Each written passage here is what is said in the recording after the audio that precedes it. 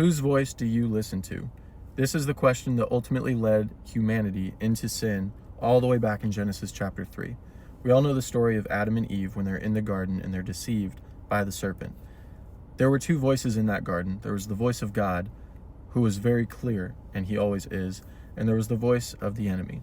The devil's a liar, and he chose a different narrative that ultimately Adam and Eve chose to listen to and led them to sin. But here's what's wild.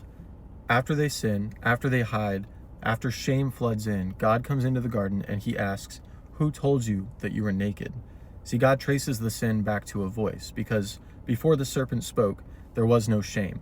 Before he lied, there was no hiding from God. There was no sin. So I'll ask again, whose voice are you listening to?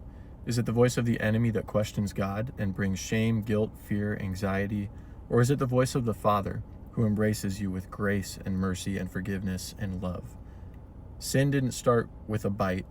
It started because they listened to the wrong voice. And that's exactly what we do today. Get to know God's voice and make that the only one that you listen to.